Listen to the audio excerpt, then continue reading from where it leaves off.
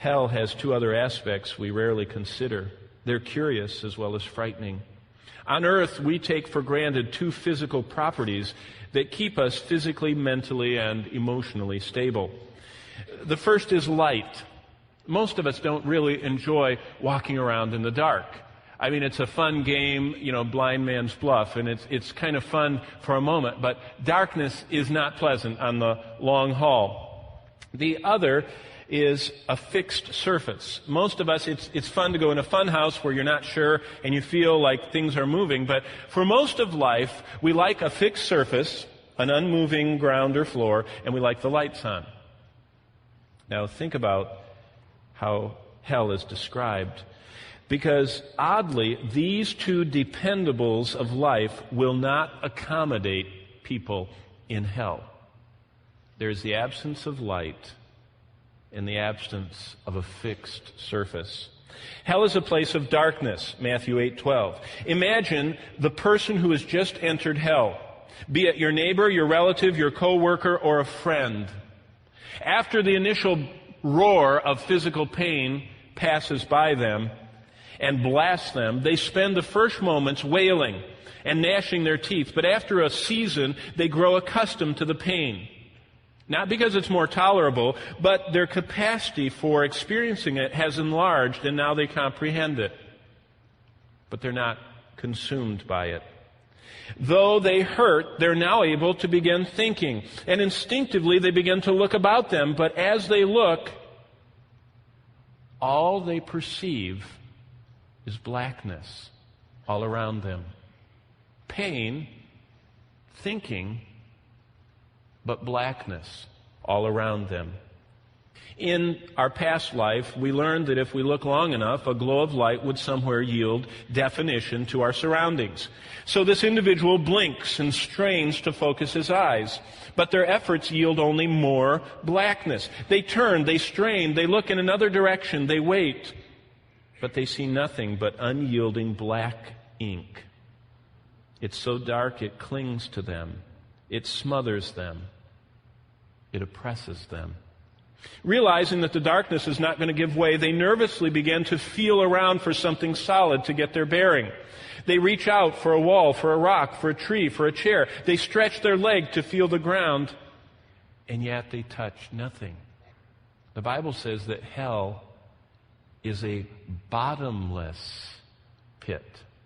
Revelation 20 tells us. However, the new occupant is slow to learn.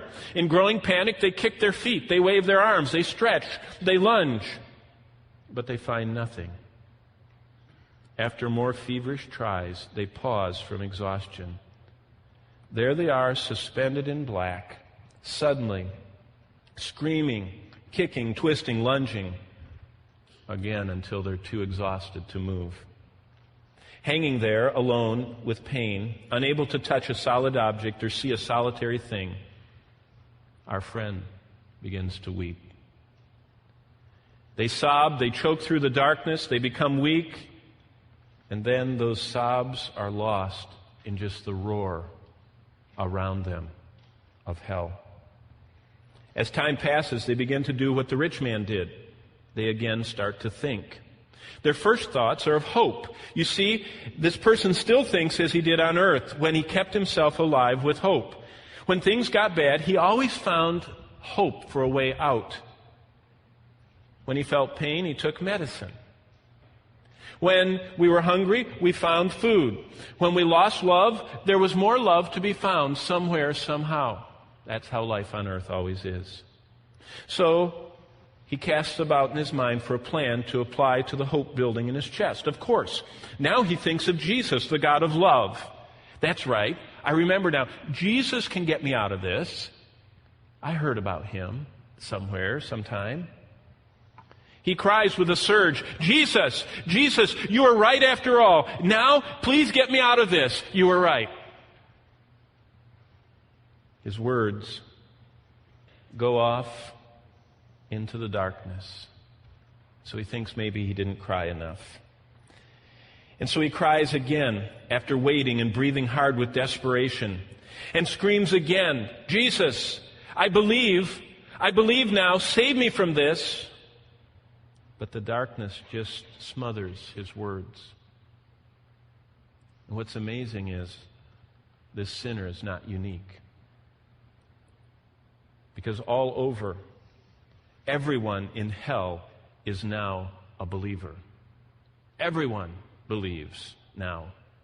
And when they weary of appeals, they do what exactly anyone would do. They assess their situation. They attempt to adapt to it. And then, finally, for this lost sinner, it hits him. The worst part. What the Bible repeats most often.